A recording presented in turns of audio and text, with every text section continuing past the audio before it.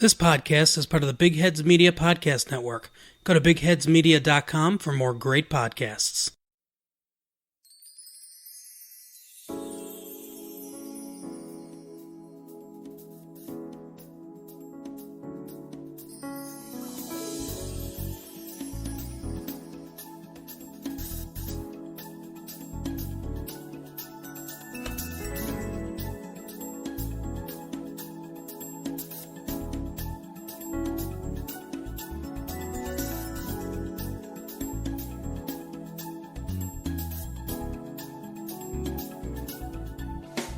Hi there, folks, and welcome to TV Tuners.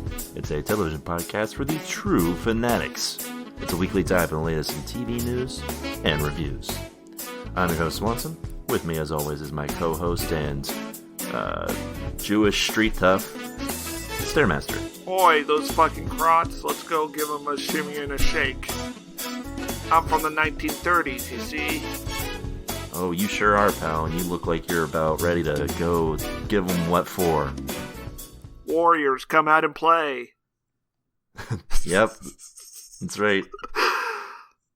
And with us, as always, is our other co-host and Winona Ryder. Yeah, Winona Ryder, Keo Rain. Hello.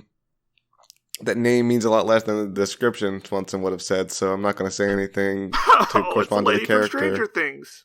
Do you think we should do that again, maybe? Yeah. With us, as always, is our co-host and well-meaning Rabbi, Keo Rain. Hello. Welcome to Jewish dinner. Oh, that's what you had lined up for us? That's what they always say. Sure, why not? What do you mean lined up? Yeah, what would you have done? Every week Swanson sets them up and you knock them down. But he doesn't tell me beforehand which character I'm going to be, so... Oh, he doesn't? Should I have made him Charles Lindbergh, who does not appear? Yeah. Listen, we need to stay out of this war. Those people can fend for themselves just fine. Well, he doesn't say those people. He says specifically. He does. He makes it a lot less veiled. Well, he said their people or something. He says the British and the Jews. Well, he refers to them as their people, like they're separate people from us. True. Anyway, welcome to TV Tuners. It's a television podcast, and that's what we talk about. As you can tell, we talked about a rip-roaring good time this week, and we'll get to that. The roaring 30s. That's right. The golden age of America. Before we get to that, though, as always, if you're a fan of the podcast, you like what you're hearing so far, why not go on over and give us a big old subscribe. Just smash that subscribe button. We're available on all of the podcatchers of your choice: Apple Podcasts, Google, Stitcher, Spotify, and more. We can also find us on Twitter, if that's a place where you like to communicate. We're at TV Tuners. And you can use the hashtag TV Tuners, and we'll give a glance at what you're saying. You will get a reply within 24 hours.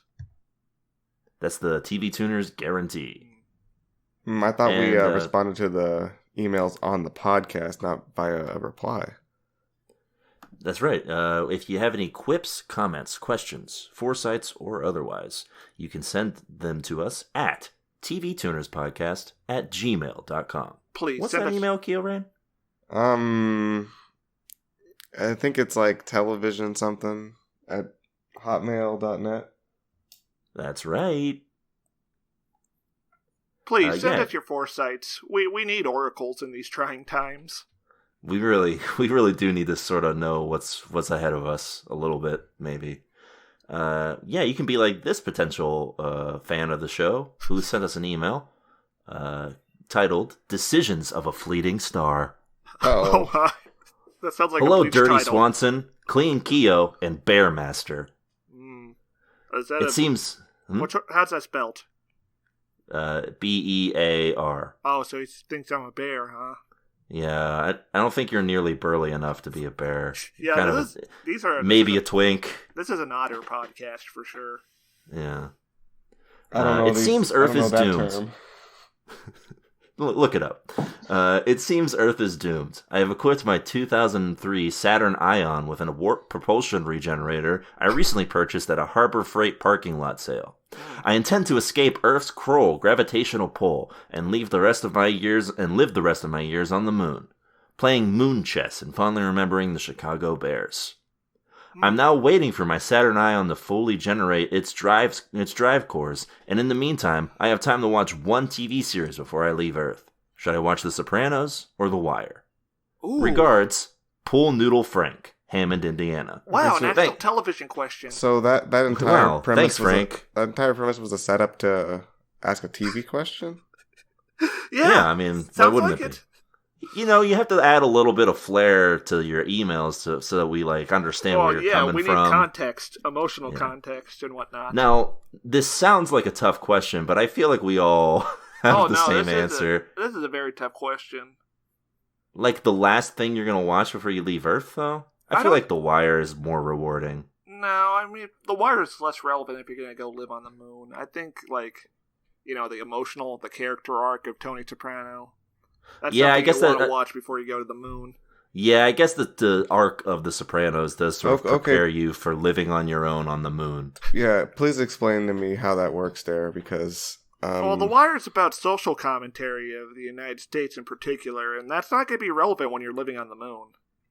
Okay, until we take over the moon. And how is being like a murderous criminal sociopath relevant to when you're living on the moon? It's about people. You're still a person even if you live on the moon, Keo. Yeah, it's more about how Tony Soprano alienates everybody around him. Yeah, and on the moon you're going to be very alienated.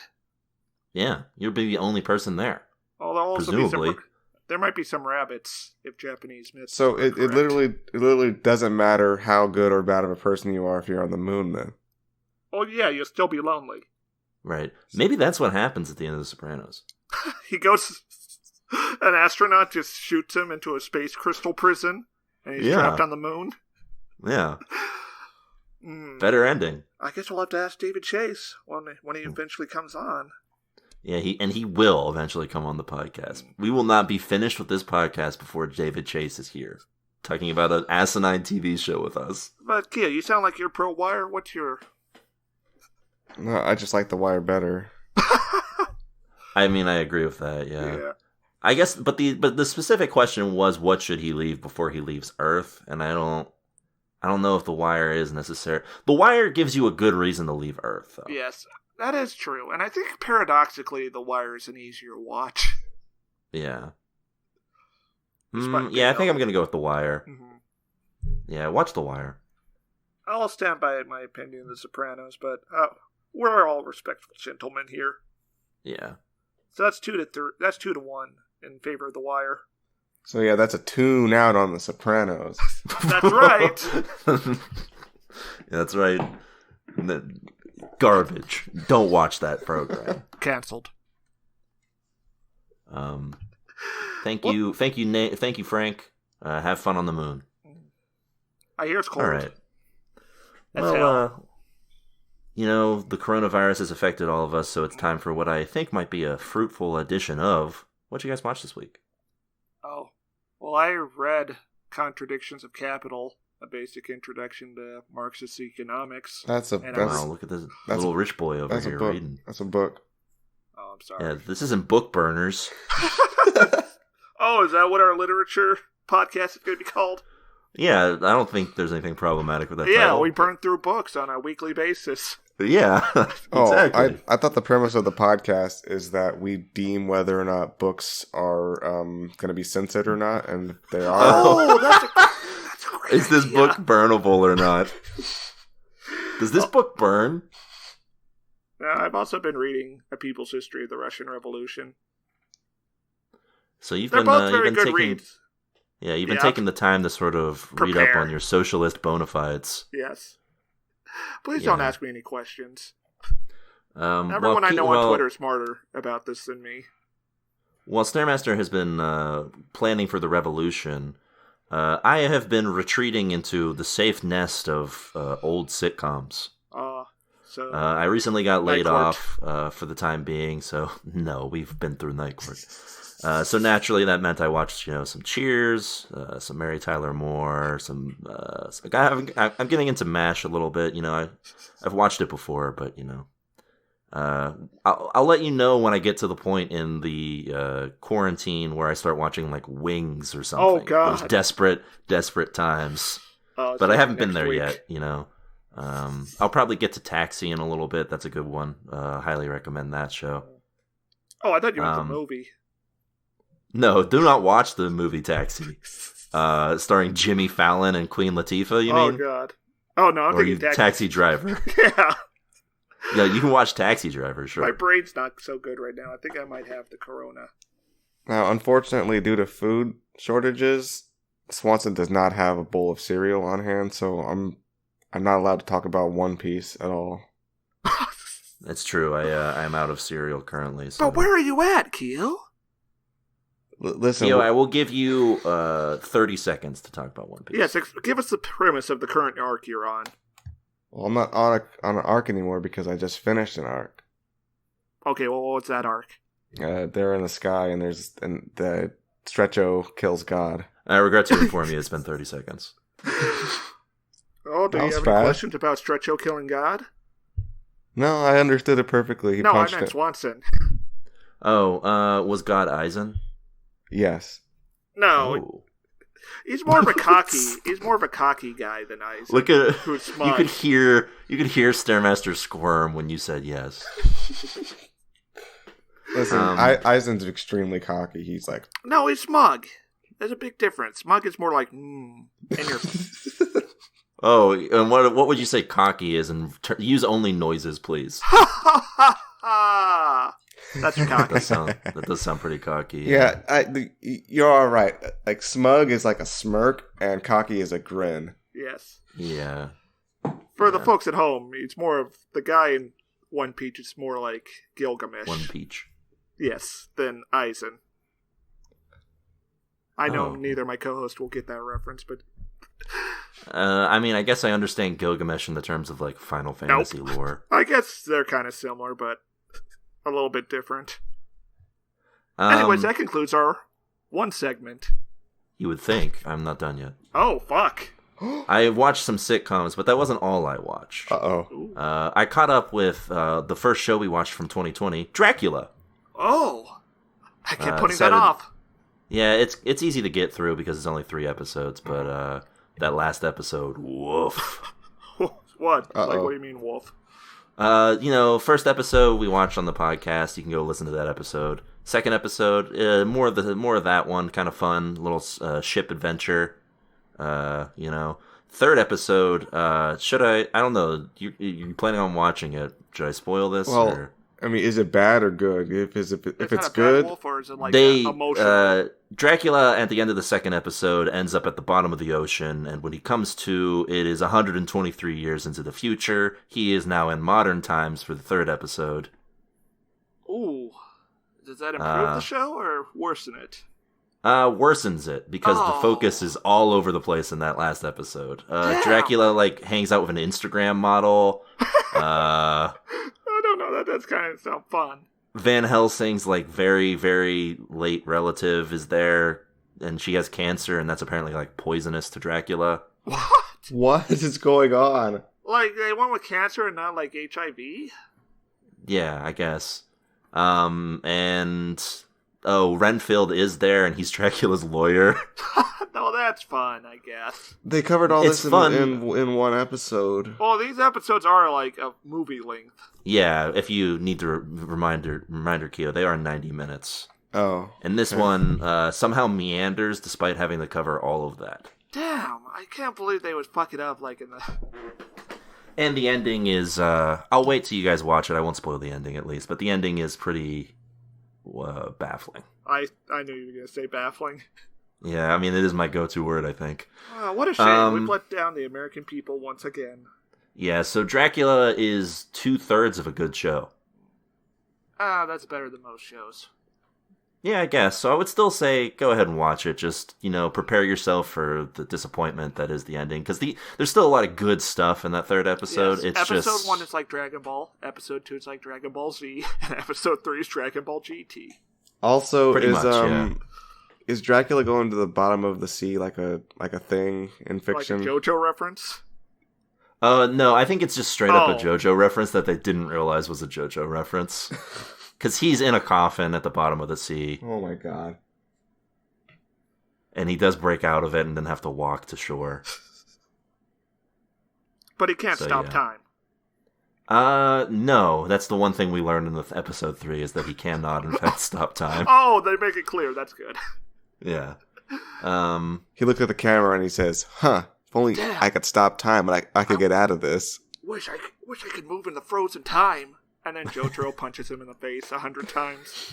Yeah, that's the part I mean by the baffling ending, actually, is Jotaro does show up.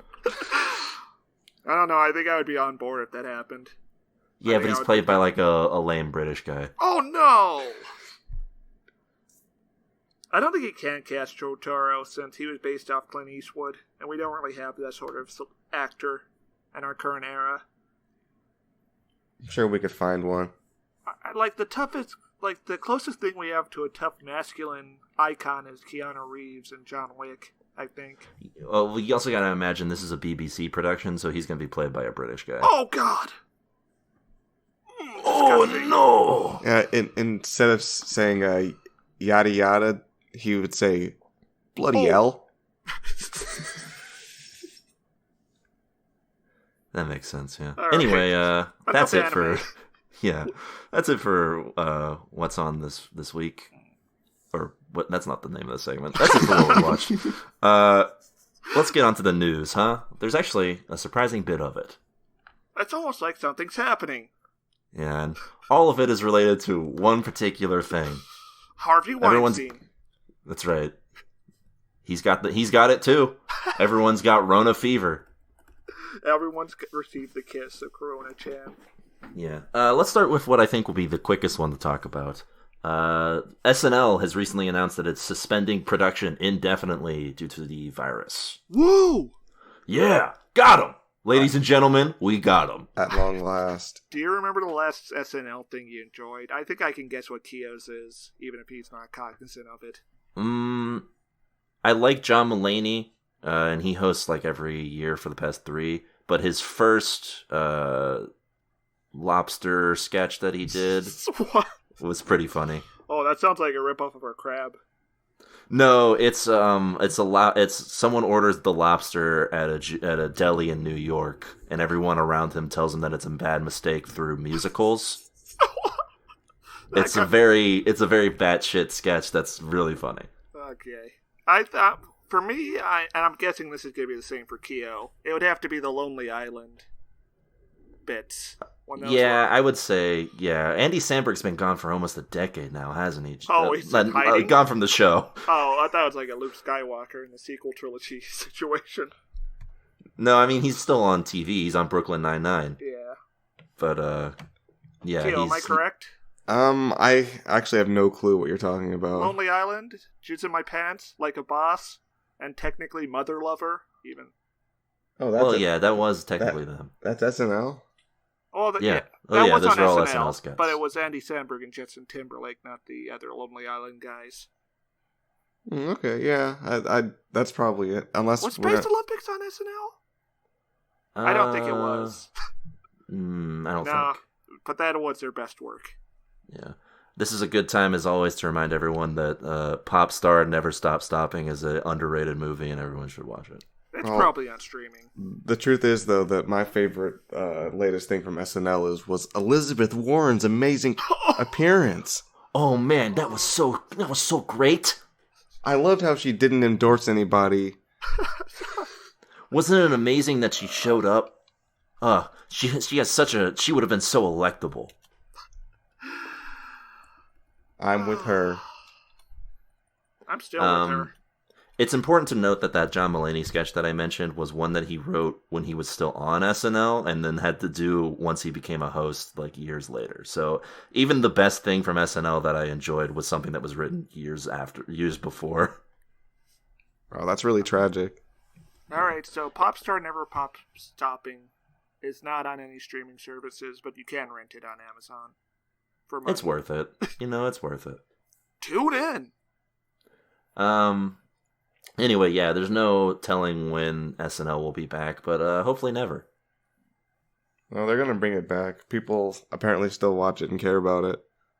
Yeah, people people love SNL, and we're salty about it, but like, it's not very good. I think the majority of them are over the age of 35. As someone who did watch an episode of SNL this year, the aforementioned John Mulaney episode, I can attest that it's not good. Shit's bad. Yeah, you're saying this.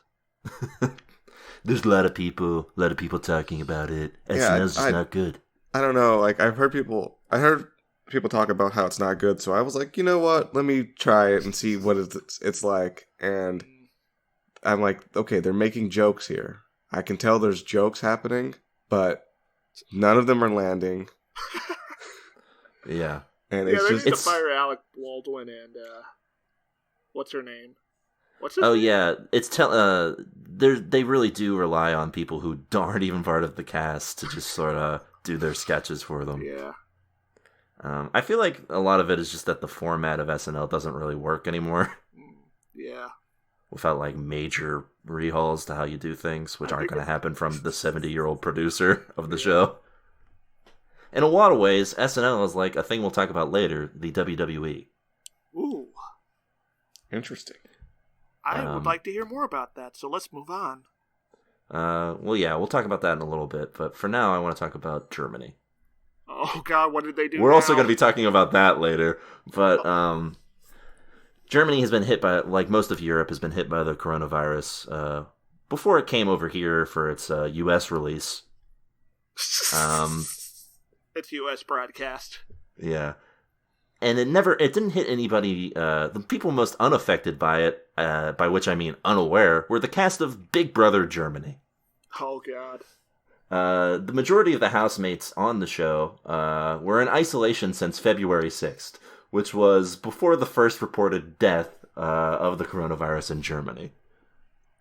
As you might imagine, there was a discussion of whether or not they should inform the people in the house of the coronavirus. One of the big parts of Big Brother is that they don't know current events while they're in there. Like, they have no flow of news. I believe they did inform the Canadian Big Brother house. Yeah, they did eventually inform the residents of the German Big Brother. And I recommend for the viewers, look up that clip of Canadian Big Brother, because it's downright Big Brother-ish. Like the book, not the TV show. It's this dystopian, this disembodied voice. Listen, gang, I have some bad news for you.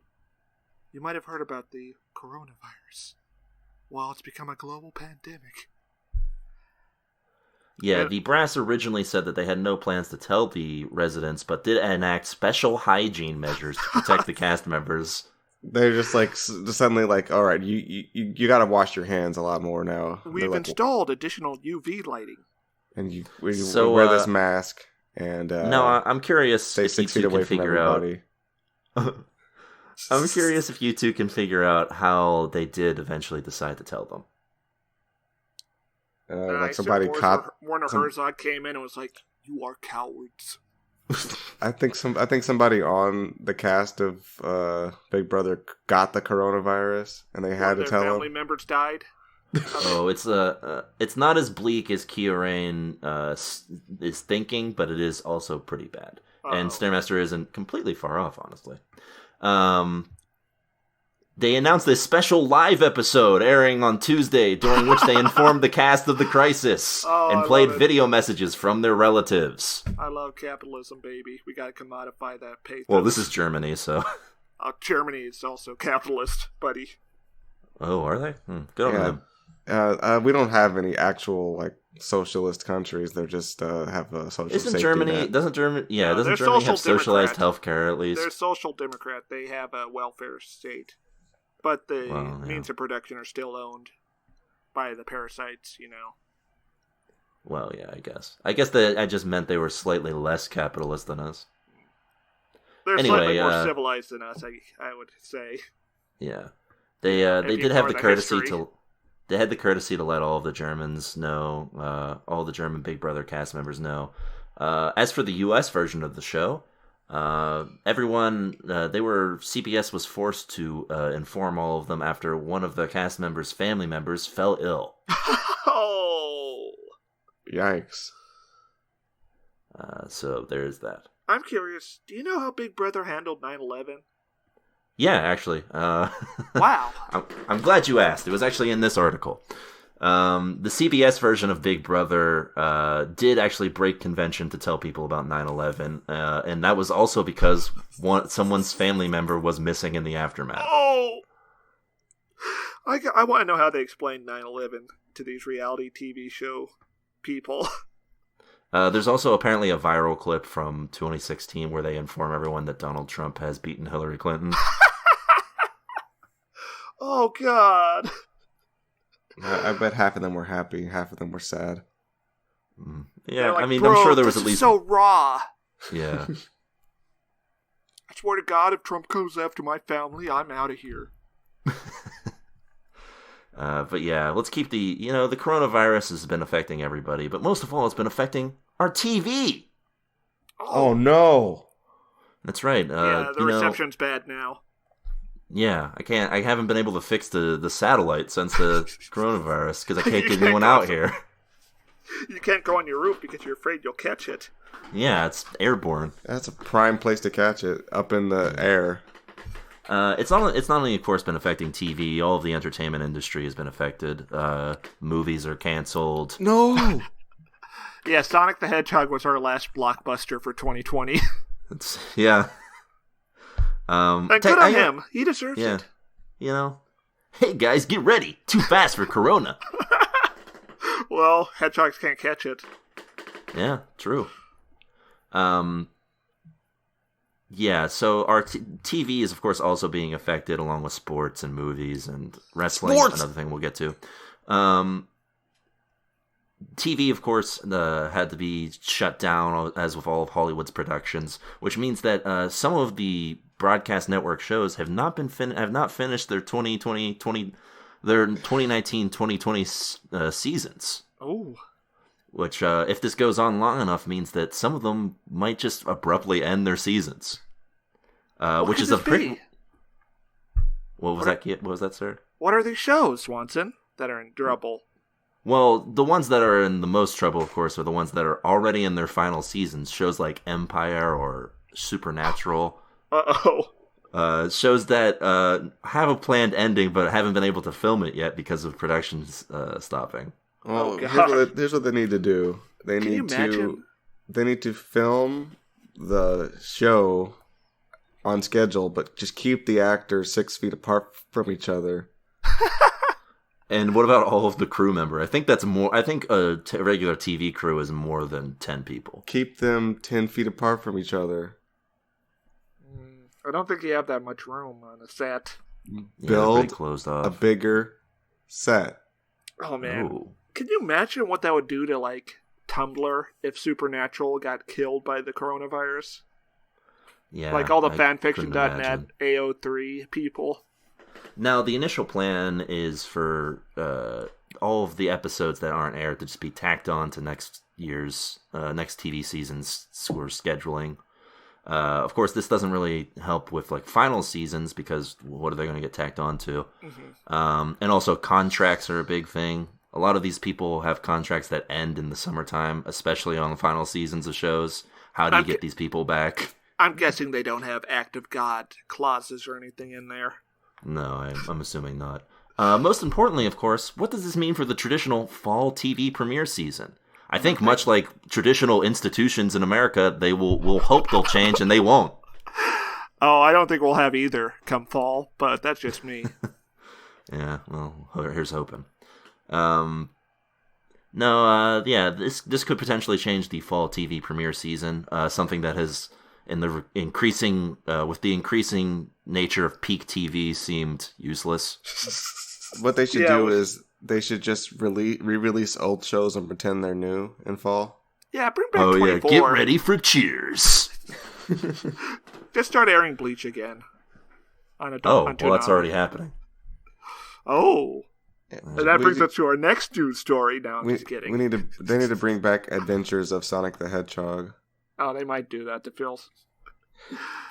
They'll just dive into the syndication vaults to fill time. Yeah, who knows? I feel like they'd have to get pretty dire to get into the Adventures of Sonic the Hedgehog part. Yeah, they'll probably put Sonic X on first. Have we checked and seen if Adventures of Sonic the Hedgehog is on like Disney Plus or something? Does Disney own Deke Studios? I thought they bought that, didn't they? I think they did. It's possible. Anyway, yeah, so only the future will be able to tell us what happens with all of our treasured American institutions. It's probably not good, though. Anyway, let's go on to something nice. Yeah, not coronavirus related. Oh. Oh? Well, this last news item is coronavirus related, but it's a little less harrowing. Yet another thing has been delayed thanks to the outbreak. The Friends reunion special. Oh man, I feel like all TV tuners has been leading up to this. This is the moment we've all been following Friends for so long. Yeah, and in an unforeseen act of God, the Friends reunion special, which was set to be filmed in April in preparation for the launch of HBO Max, not HBO, the Warner Brothers streaming service that is tangentially related to HBO. Oh man! Set for their launch in May. The reunion special was going to be up on there, I think, on launch or around that time. This is great. Instead, all of the cast members, which were going to be filming a reunion special, I keep calling it a reunion special. I don't know if you can really call 6 cast members sitting on a stage talking about the show they made a reunion. Well, it is the entire cast of Friends. So I guess it is a reunion. Yeah, it's not. I guess if they were calling it a revival, that would be. It's not that at all. When you say the Friends reunion special, I'm thinking that means like they have a special episode of the show where they come back together. Yeah, after their lives were wrecked by the 2008 housing crisis. So yeah, you wouldn't think it's an episode where the 6 members of the cast sit on stage with the showrunners and say, "Yeah, remember that? That was fun." This is so great. This is why I think that everything's gonna fall apart. Like Friends is like symbolic of America's cultural stagnation, and now the coronavirus is toppling that. Who knows what else it'll topple? Yeah, it truly is bringing down everything that everyone loved. It'll topple the economy. Oh, Goldman Sachs is predicting like a 50% drop in GDP. That doesn't sound good. That sounds fun. Sounds dire. Yeah. There won't fun be for TV who? if that happens. The bourgeoisie. Oh, yeah, I guess so. I hear they control the birds. Yeah, and it helps when... Yeah. The bird goise? Yeah, the birds are actually just robots controlled by the bourgeoisie. Yeah, see, this is why you shouldn't come to me for theory questions. I don't even know how to pronounce the damn word. Well, that's because you spend all your time reading them books instead of watching TV. Yeah, I gotta get Audible. Listen to some books. Yeah. Preferably in French. Anyway, so all these cast members looks like they're gonna have to just subside on their wealthy fortunes until they can make this reported fee for showing up for this reunion. By the way, we haven't talked about this, I don't think. What do you think was the reported amount that each cast member is making for this reunion special? $80 million. Oh, all right. Well, you guys said at the same time. Yeah, you guys went way high. It's It's between 2.5 and 3 million just for this one episode. That's still a lot. I need to look to see how much Arnie got for Terminator 3 because I know there's a famous story about James Cameron telling him to go to the bank for that. Also, while Stairs researching that, I looked up who owns Deke Entertainment, and it's some company called Wild Brain. Oh, they sound pretty intense. Their logo was a W with googly eyes on it. Oh, sorry. Arnie was paid $30 million for Terminator 3, which is still way more. Yeah, true. But less that's shameful, I think. That's a whole movie, though. Yeah, he did have to do like a lot of work for that one. All they're doing is going on stage and sitting on it and saying, "Hey, that was fun." Yeah, they didn't need to get heart surgery, presumably. Yeah. I hope not. Which means that also they're filming this, and it costs at least, and this is just the cast cost, $18 million. Ooh, that's more than like. It's more than some movies. Yeah, like most Blumhouse films don't cost that much. Yeah, they cost like $2 million at least, or at most. Get Out was made for $4.5 million, like one Friends actor's salary. One and a half. Friends are national. It's treasure. one Ross and half a Joey. What was you going to say, Keo? They are the elite group of friends, a true national treasure, absolutely priceless. Hey, if anyone on here listening has talent, I would love to see like a montage of Get Out scenes composed to like the Friends theme. Put that on Twitter if you can. Oh, you can put the parts where he's killing all of the family with the clap. Yeah, that'd be good. Anyway, that's it for the news. And for us. Sorry, that's just not a cough now because of the corona. Yeah, we all have lung fluid. As with last week, we are all remotely podcasting. Of course, we haven't done it up to this point. This past 2 weeks, this is the first time we've been doing this, and it's been pretty wild. Keo, you seem a little more controlled. You're in the studio this time, but you seem like you've put your childish ways behind you. Was it that night you spent with the crab demon man? No, it's that guy you guys sent out to watch me. Oh, Harold, yeah. Yeah, don't mess with him. Well, I know. I tried to mess with him. Oh, yeah, that's what you get. Yeah, he said. I don't know what he did, but that's what you get. Well, he told me every time you get out of line, I'm going to break one of your ribs. And I was like, oh yeah? What if I do this? And I poked him, and he broke one of my ribs.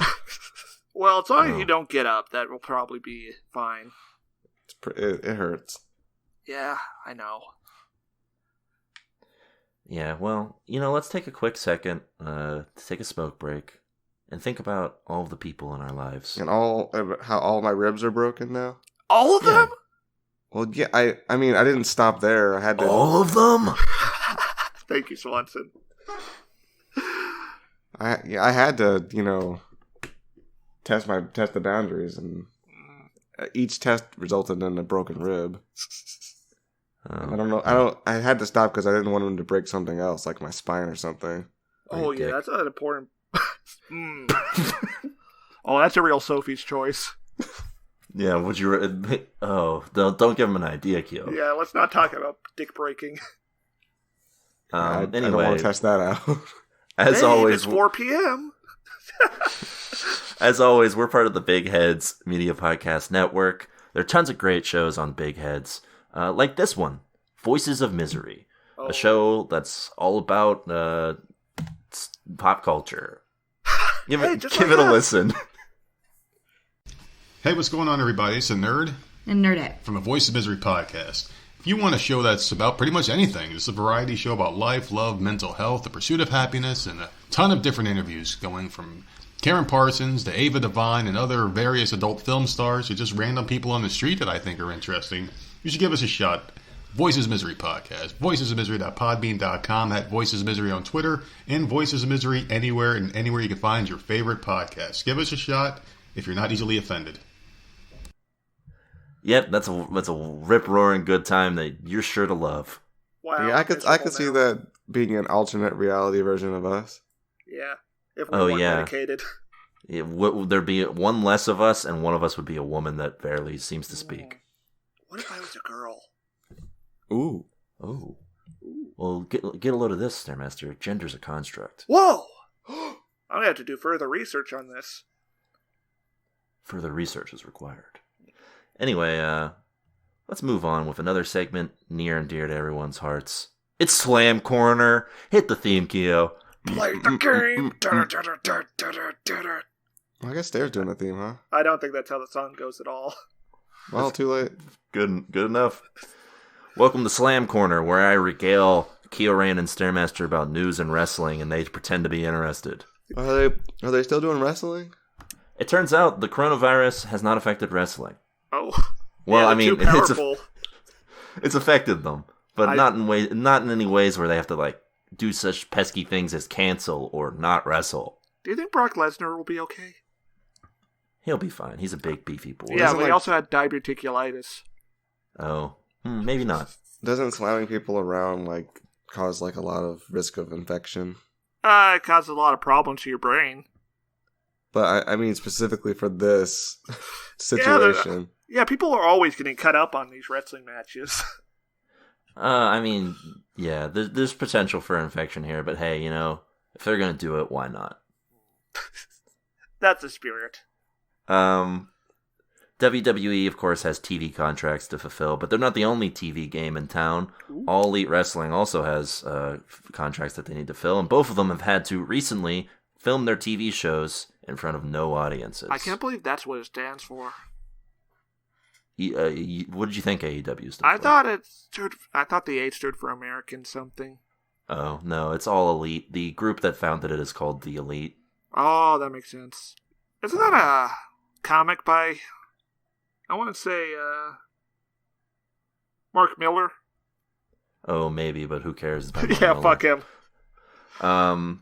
Anyway, he for gets corona. WWE, that meant bringing out Stone Cold Steve Austin to say, "Give me a hell yeah," to no one.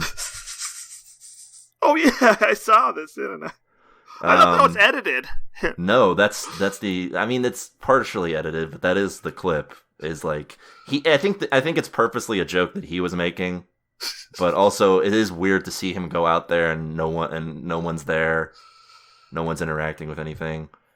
So yeah, WWE did 2 shows like this, where they had no crowd and they were filmed in front of their performance center in Orlando, Florida. Do they still have the guy come out and shout stuff to rile the crowd up and it's just quiet?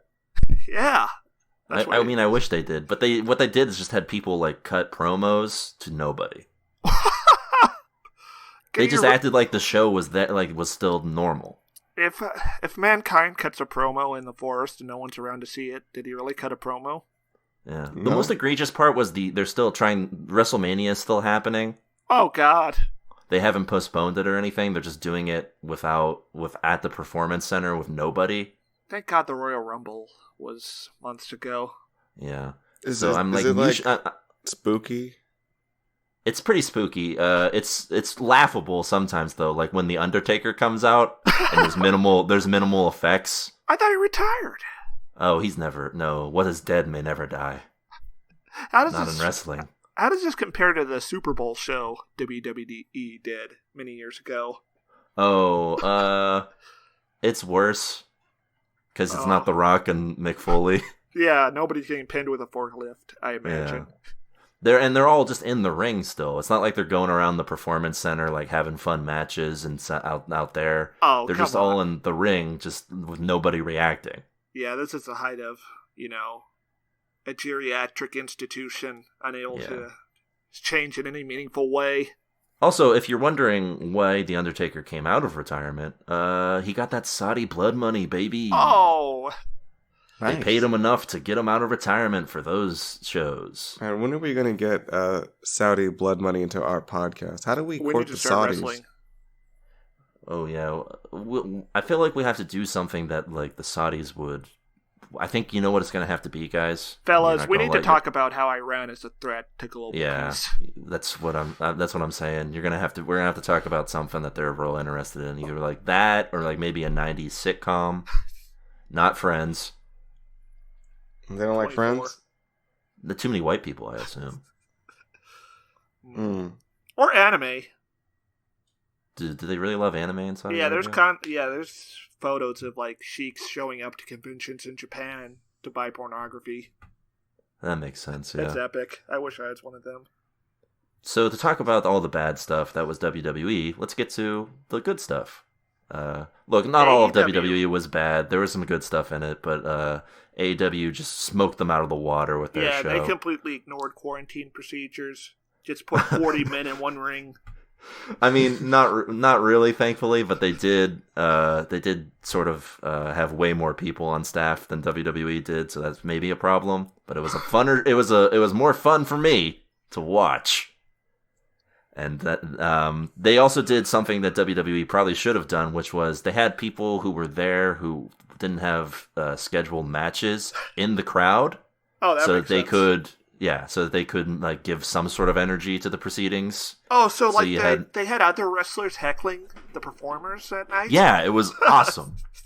You had like the heels. You had the heels on one side and like the faces on the other, and they were like cheering and booing back and forth. How does AEW's pool of talent compare to WWE in this era? Oh, well, I mean, it's tough to compare. WWE has spent the past 5 years signing anybody that they could. They have, at last check, like 300 wrestlers. Yeah, but quantity isn't quality, is what I'm saying. Well, they have AEW utilizes their roster better than WWE does. Sure. Outside of, like, NXT, which is a WWE's promotional, they're, like, third-level brand. Alright, so who was fighting? Who was the big match? Who were the two big guys who fought? Well, in AEW right now, the big feud is between Chris Jericho, the 50-year-old wrestler who's still actually pretty good, compared to most WWE 50-year-olds, and his group, the Inner Circle, against Cody Rhodes, and his group, the Elite. Cody's group isn't really the Elite. It's not his group, but they don't really have a leader. So. Okay, so what sort of archetype is Cody Rhodes? He's like the traditional like babyface, like the guy that the company is built behind because he's one of the founders, and all the fans love him. So he's like a John Cena, but does he sell better? Is he more talented? He's like the John Cena if John Cena was like really everybody liked him. So genuine, yeah, that sounds good. And he's willing to like make people that he's in there with look good, which is something that John Cena didn't always do. So. And The Rock does not do in his movies anymore. Not since Vin Diesel showed up. No. Yeah. Anyway, okay. I have one more question. Yes. So Jericho is no longer Raw. Like on Raw? No. No, Jericho is AEW. That's right. Yes. Okay. How many steel chairs are they using nowadays? Minimal. They don't really do them in the head either, which is a good thing. AEW had a good show. It ended with one of the Elite getting taken. Well, one of the Elite got taken out last week, so Chris Jericho was spending the entire show saying, "You only got 4 guys against my 5. You suck ass." I kind of expected more guys on both sides. No, I mean, it's not a huge war or anything. It's not NWO. So.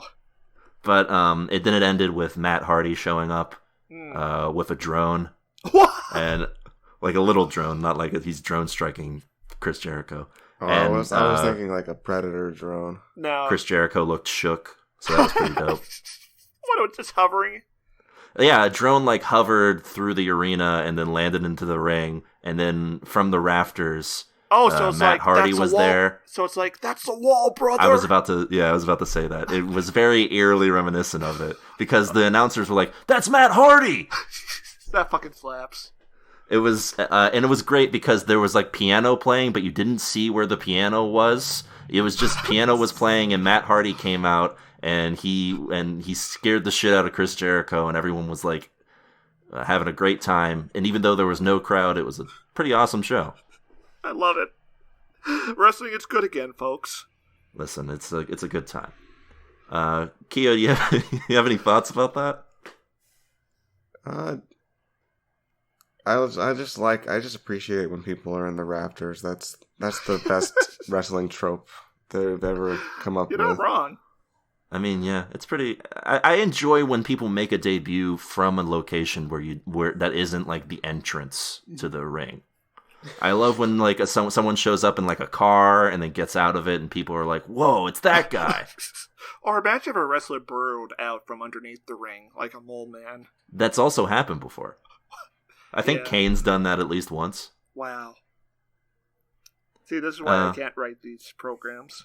Yeah. Anyway, yeah, it was the best of wrestling and the worst of wrestling.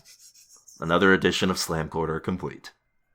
We'll probably be back to talk about because I'm definitely watching whatever travesty WrestleMania ends up being. Yeah, Slam Corner is very Hegelian. Yeah. And who knows, we might end up having to watch wrestling when TV, depending on how long this goes on. Oh, God. Do you think there'll still be wrestling by that point if we... Probably not. Yeah. Anyway, that's it for Slam Corner. Which means that Keo can now fully integrate back to the show. I'm tagging him in. I feel kind of bad because I go and eat like a bowl of cereal whenever Keo talks about One Piece, but then I get to talk about wrestling and Keo sort of just has to sit here and take it. I mean, when you think about it, shonen anime is its own form of wrestling. Yeah. That's why people use jobbing to describe all the terminology. And shonen anime is arguably healthier because there's no concussions involved. There's a lot of RSI, I presume. Oh, yeah, probably. Anyway, it's now time for us to discuss our main event of the evening. Ooh. We watched David Simon's latest joint, The Plot Against America, and we're here to talk about it. Also, Ed Burns, the other Wire guy. Oh, yeah. Yeah, also David Simon and Ed Burns. Also, the two guys on Generation Kill. And Show Me a Hero. Was that? Okay. I think that was both of them, yeah. Yeah, sure, why not? We'll talk about Show Me a Hero a bit later. They might have done The Deuce as well, a show that I have yet to watch, but I should at some point. Same. And then, yeah, there was also Treem, of course, which didn't have Ed Burns, but was David Simon, and was probably my least favorite thing he's done. All right, that's enough facts. It's time for opinions. Yeah. This is The Plot Against America, based off of a 2004 novel that was written in the bygone days when politicians were just openly evil and not openly evil and stupid. Well, there were some pretty stupid motherfuckers back then. Yeah, that's true. But they never ascended to the highest, echelon. Except for Herbert Hoover. Was he stupid, or was he more just uncaring? He thought it was a good idea not to do anything during a depression, and some would argue that's pretty stupid. I guess, yeah. I figured it was just because he was like, it won't affect me. Also, fun fact, he ran for election in the presidential campaign this program covers. Oh, yeah. Interesting. Yeah, I don't think he could read the room very well. Yeah, so The Plot Against America takes place in the 1930s, late 30s. 1940. But... Oh, yeah, I guess it is 1940. Technically, the decade doesn't end until 1941, so...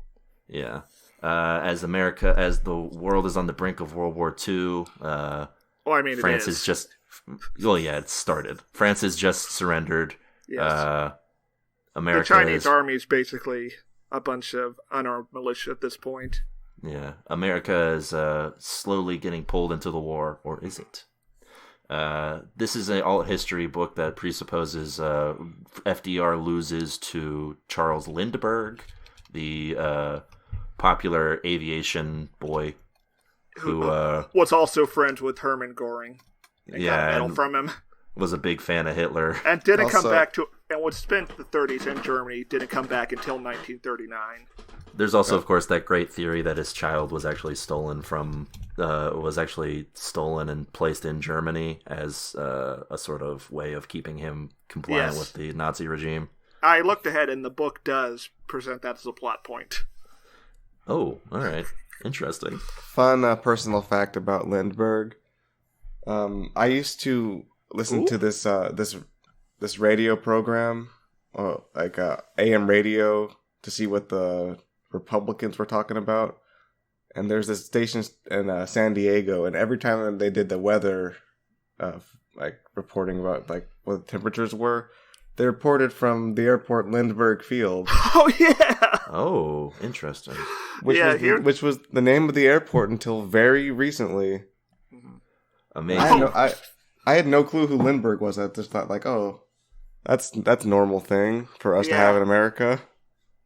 Well, to be fair, also in the 1980s, San Francisco was flying the Confederate flag, so... Yeah. San Francisco's been through some times. Anyway, the opening to this, like as in the intro is already upsetting.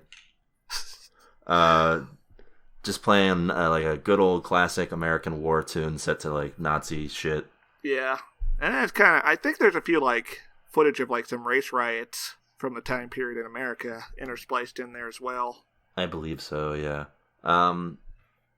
Sadly, we don't really get in this first episode. This first episode is a lot of very setup. Domestic.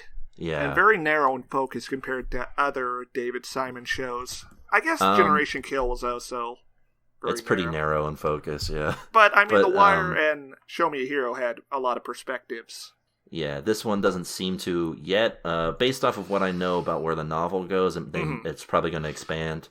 But this seems to be very... the novel also has a thing where it's very like a coming-of-age story, which is not something that I imagine David Simon and Ed Burns have a lot of history with, unless you count like season 4 of The Wire. I don't know. I don't know if they want to retell that sort of story again. Yeah, I don't know if that's like a good coming of age story either. Like, it's not very atypical. I guess it is for, yeah. I think it is a good story, but not a happy. Yeah, it's not necessarily a coming of age story that like you see in a Hollywood type of setting, anyways, which this one more is. We're talking about coming of age because we get introduced to this shit kid. Yeah, there's a shit kid here. There's technically 2 shit kids, but one's younger and therefore shittier. He's not a traditional shit kid. He's just really dumb. Yeah, which he's is more also just a annoying. naive shit kid. It's an annoying trope. Yeah. So we get introduced to sort of like the street block in the simpler times of the 1930s and 40s. Mm-hmm. This is New Jersey. Yeah. It's a sort of a Jewish neighborhood where everyone's hanging out, having a good old time, playing around.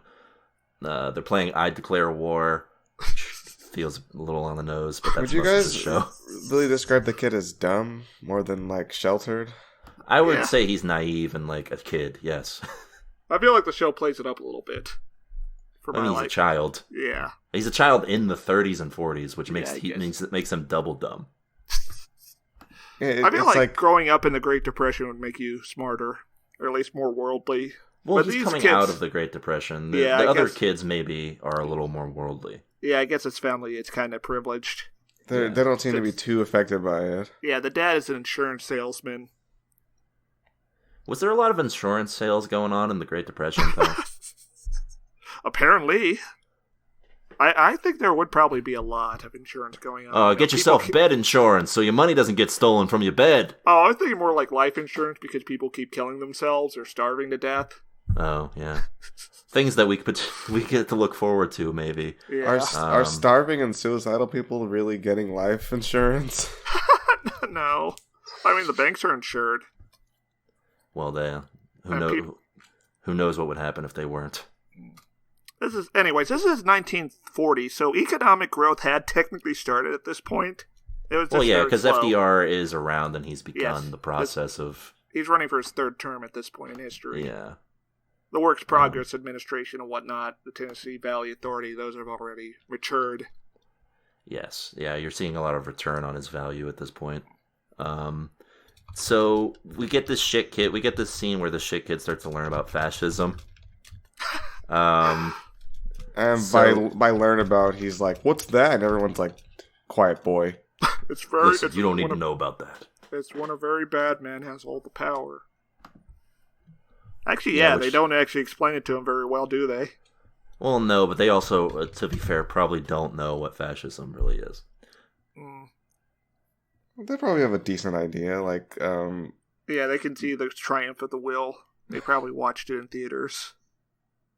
Yeah, but I mean, they don't like have an idea of like what do you define fascism as? They probably don't have very much class consciousness either, being this middle class family. Yeah, I'm sure in terms of political theory, it's pretty limited, but geopolitically, currently, they're pretty plugged in on that.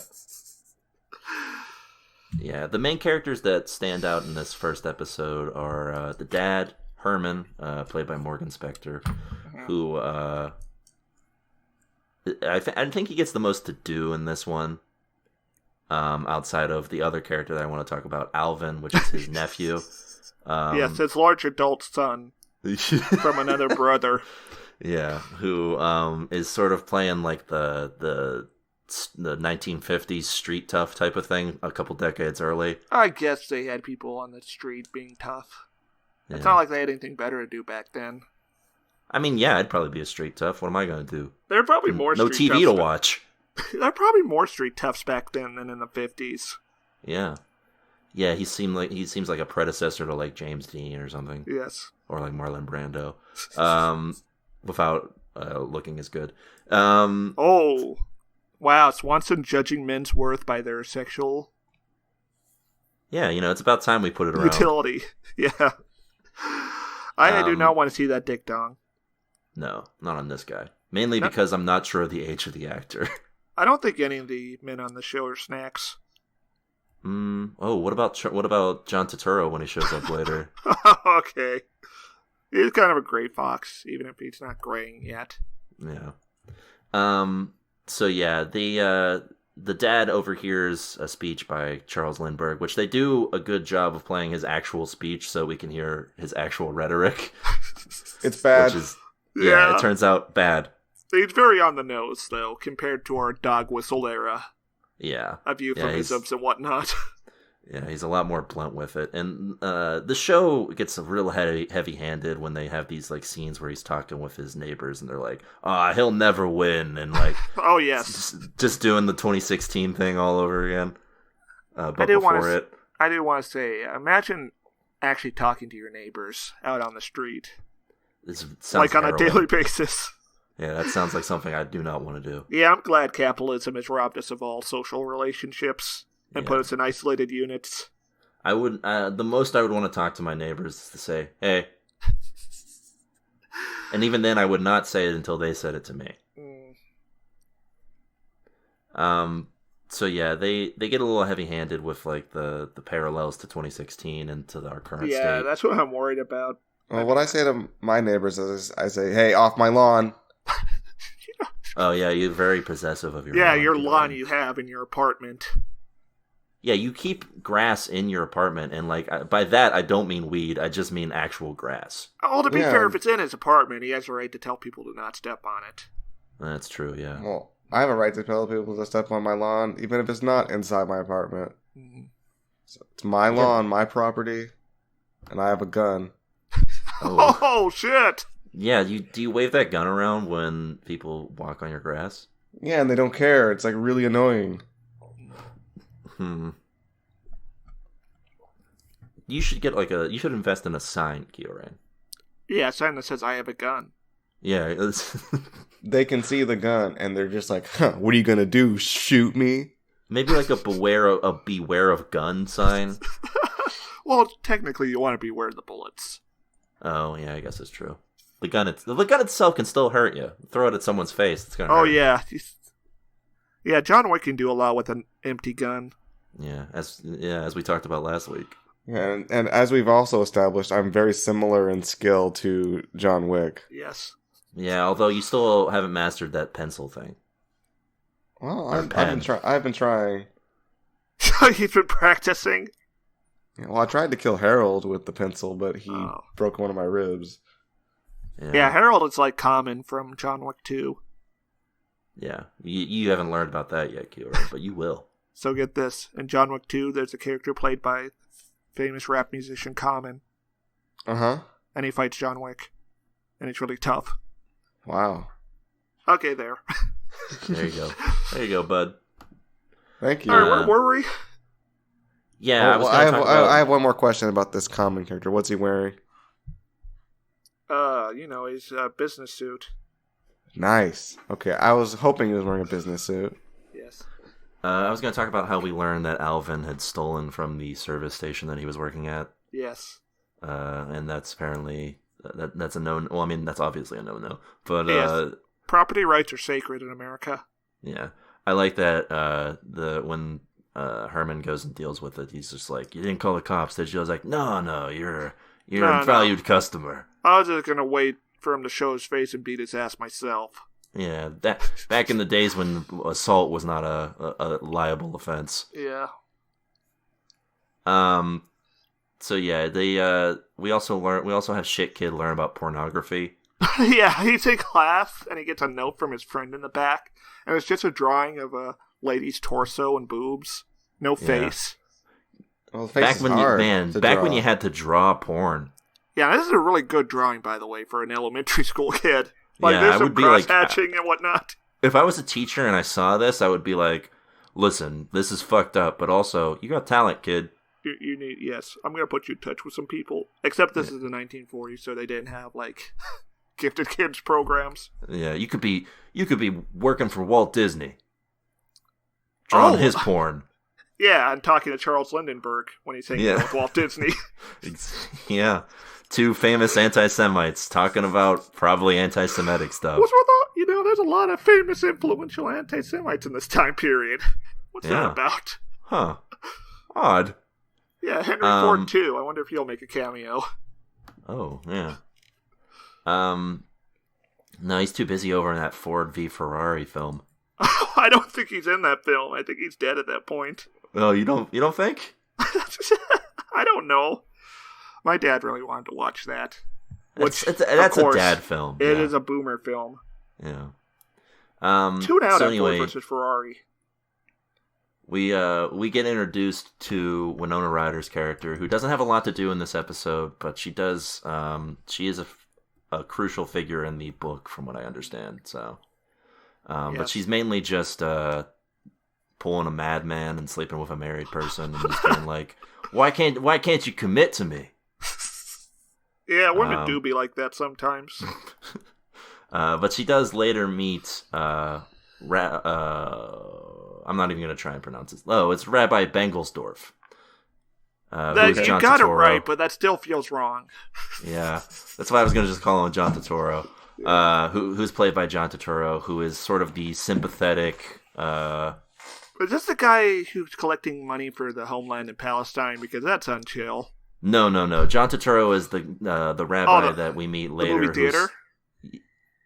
No, he's doing a sermon, and he talks about how Lindbergh is like a sympathetic type of, like, he can relate to Lindbergh's message if his words aren't like correct. Because people still see him as a hero. Yeah, the guy who crossed the Atlantic Ocean.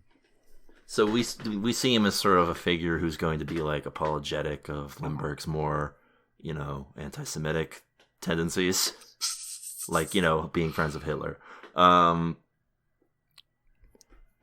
So Winona Ryder meets up with him, and they seem to hit it off. And that's probably going to lead to something, I imagine. Sex. Oh yeah, surprisingly for HBO, we do not see any breasts. So I assume that's Winona Ryder being like, no. It's true, she's already wearing her clothing after the sex because it's the 1930s.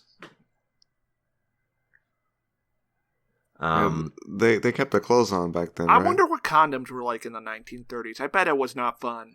No, it was just dry humping. They're just all you did. Non-stop scissoring. Yeah. I don't know. That sounds kind of enticing. Condoms were probably like a burlap sack. It's like put over your actual rubber. Your entire genitals. Actual rubber instead of like plastic products. Yeah. Like you didn't even put it just on your penis. It was over your balls as well. That's someone's fetish. Elsewhere, the family is planning to move to another more upscale neighborhood, but it is right across the street from a German bar. Yes, which is all about the Nazi stuff. Fascists. According to Wikipedia, the first use of a condom was ancient. Yes, but they were made out of. What were they made out of? Birth control. I believe it's like pelt. Yeah, they'd be made out of like moose skin. Yeah, that's what they would use back then. But anyways, they had latex condoms in the 1920s. Yeah, but wow. I bet they weren't as comfortable as modern latex. Do you think they had like those ads where they were like, "Never share a condom"? Yeah, there's all sorts of World War II propaganda. Yeah. You don't share your rifle. Why would you share your condom? Donate your condoms to the war effort. Shit Kid's older brother is also like a real good artist, and he's been drawing pictures of Lindbergh, which is probably going to be a thing that's going to be a problem. Yeah. And Shit Kid has a stamp from Lindbergh or something. Yeah, and so which I'm sure is also going to be something. Yeah. He's like, oh, look, it's not a big deal, just don't tell mom and dad that I'm doing this. And he's like, I'm a shit kid, I gotta. Nobody likes a tattletale. This is a real Buttigieg type move. Yeah, this kid needs to get snitches get stitches, and this kid needs to get got. I thought you were about to say get stabbed. Yeah, that's what I'm just implying. Oh, it was the 1930s. Yeah. Elsewhere, Alvin hangs out with his hood rats. Yeah. And they go and milkshake parlor or whatever the hell that place is with the pinball. I wish I could wear that outfit that the employee there works. The employee? You mean not the leather jackets? You just want the outfit that the kid was wearing where he went at his job? Yeah, with like the white hat. Yeah. Yeah. Specifically, that was the only part you really wanted. And you want to passively, aggressively ask people to stop pumping the pinball machine? Yeah, I want the whole experience. Hey, get your Johnson off the machine. You gotta wear a condom, Eddie. So yeah, him and his friends, they get into all sorts of rowdy trouble after they see another one of their buddies got beat up by, so they jump some of the German guys and beat the shit out of them. That's nice to see, But this film they play spooky music, like ominous tunes while this is happening. And then they cut to some shots of World War II. Oh, yeah, in between. Because the dad is watching a film reel of the Nazi stuff as they're beating up. So it's like, what are you playing, television program? That these fascists shouldn't get their ass beat? Because the show's already established they are anti-Semitic at the very least. Yeah, true. I'm going to give David Simon and Ed Burns the benefit of the doubt here, given their political beliefs, that all they're showing is that this is the cause of these types of acts, right? It's a cause and effect type of thing, and not so much this begets the other thing, and they're both wrong. I won't, because he said some dumb stuff on Twitter. But that's just me. David Simon? Yeah, he said some really dumb centrist stuff. I think we're almost done. Yeah, because there's not a whole lot to it. It's basically set up for where the show is going. Like most David Simon and Ed Burns joints, the first bit is sort of just getting you prepared for the shitstorm that is to come. Yeah, I would have preferred there be a B plot about some of the government figures. Yeah, that's the thing, is that in the novel, Lindbergh is like not really in it. I know. He's a figure that looms over the proceedings, so it's kind of hard for them, if they're doing for just the straight adaptation, to sort of in there. Yeah, I know, but I want what I want. I think it would have been better that way as well. Which is why I'm a little skeptical on the show, which we'll get to in a little bit. Also, I'm skeptical that Lindbergh. Oh, we'll get to that. Yeah. But yeah, so it ends with him listen to his favorite like radio program, and you get to see the media being like, Lindbergh will never win. And he gets comfort in that, and he's like, oh yeah, Lindbergh, they set him up to fail. FDR's gonna crush him tomorrow. And I'm imagining what we're gonna get is FDR pulling like an Obama and being like, listen, there's good stuff from both sides. I think we can come together on a solution. I don't agree with what Lindbergh's saying, but I do agree that war is not ideal, but we probably should do something. But I don't know. Lindbergh said some things, but he has a right to say them. Look, we interned some folks. Now, FDR had more of a spine than Obama or Bernie. I mean, he did try to pack the courts, historically speaking. Yeah, FDR was kind of a radical guy. He was at least cantankerous. Yeah. That's pretty much where this one ends. We got any final thoughts on this one? I've forgotten most of it on the course of this recap, so Well, Stair wanted to passionately discuss the hypothetical of Lindbergh winning. Oh yeah, you had like a problem with the alt history narrative. Yeah, FDR won the historical 1940 election by 10 points and got 400 electoral votes. I don't know if an isolationist candidate could have won in 1940 because, already American people are like getting on the pro-Britain train. Yeah. Japan, everyone was mad at Japan, for the rape of Nanjing and the Panay incident in 1938 where the Japanese Navy planes sunk a U.S. ship. Well, they don't mention Japan at all in this episode. Yeah, that's a very big clear. I wonder if just this alt history that didn't happen. No. In the novel, I looked it up in the novel. Pearl Harbor happens 1942. Yeah, after Lindbergh has been missing. Spoilers. Yeah, spoilers. I don't know how much of that's how faithful they're going to stay to the thing because the ending to the novel is sort of like everything goes back to normal and this didn't alter anything drastically yes. type of deal. The best kind of alternate history. Yeah. Where the question is meaningless. Well, that doesn't make any sense. I feel like the alt history here is like good as a parallel to what's happening.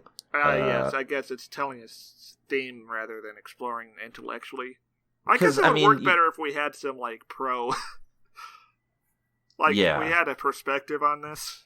People who would vote for him, like low information. Right, because like if you told someone in 2010 that in 2016 we would have Donald Trump as president, they wouldn't believe you.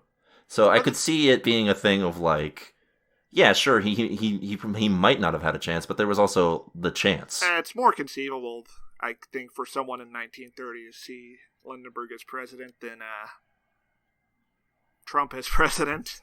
Right, and that's what I'm getting at is that like I don't think it's completely inconceivable that he could have won. It's just a chance. It's just that the chances were more in. Also, they FDR's did do favor. a poll asking some voters in 1939 whether they think Lindbergh would make a good president, and it was pretty low, like 10% of them. Oh yeah, but again, as we know from polls, they're all it's bullshit. all dependent on who you fucking ask. So yeah, I don't know if it's alt history also always begets a little bit of suspension of disbelief. Like you watch or read, I preferably read Man in the High Castle, and you think you can't really like you have to suspend that the Nazis would be able to make it all the way to America and like have a successful campaign over there. So yeah, like I get what you're going from though, but like I don't think it messed with the show in terms of like made me like it any less or more. This is I think a lesser work from Simon and Burns. Yeah. That I means think it's still like does not do any favors. Yeah, I don't think the coming of age stuff works. It feels like I'm watching a Hollywood, like a Spielberg movie. Yeah, it's way too conventional compared to, The Wire was more naturalistic, and so Show Me a Hero. Yeah, these two work when they're dealing with monolithic constructs and like structural, like rot. I mean, in the 1940s, there's plenty of that, but yeah. One thing I kind of didn't really understand was why we spent time with this kid and his weird school friend. Yeah, that's I gotta imagine stuff straight from the novel. Well, apparently that's a biographical. Yeah, part of the author is writing from its own experiences in the 1930s. Yeah, because in the book, the family is straight up has the author's last name, and they've changed that for the series. But yeah, I would conclude by saying that even a lackluster David Simon and Ed Burns joint is still better than most of television. So I'm gonna give it a tune in. No, I'm gonna give it a tune out. I'm gonna give it a tune in. I was entertained by it. Oh, all right. Well, I guess you can tell me how it goes. Yeah, that's a tune in for The Plot Against America, a show you can catch every Monday, Kioran. So it's a good runner for your Better Call Saul stuff, which we didn't fucking talk about this week. Anyway, that's it for this week's episode of the show. But maybe there'll be something else. Maybe. Next week. Or this week. You'll see. Yeah, that's it for this episode of the show. But, we might... Listen, the pandemic's got us all quarantined up. Maybe we got a little something special for you guys coming your way later this week. Maybe. I'm just saying, stay tuned to the feed. But until then... Yeah, until then, we'll be back next week with more TV goodness. Bye. It's over. I found them. Hey folks, it's time for the TV Tuners Fact of the Week. Did you know that Stairmaster created a cure for the coronavirus but tripped and dropped it and it spilled down the storm drain? That's right. Just like that scene in The Walking Dead.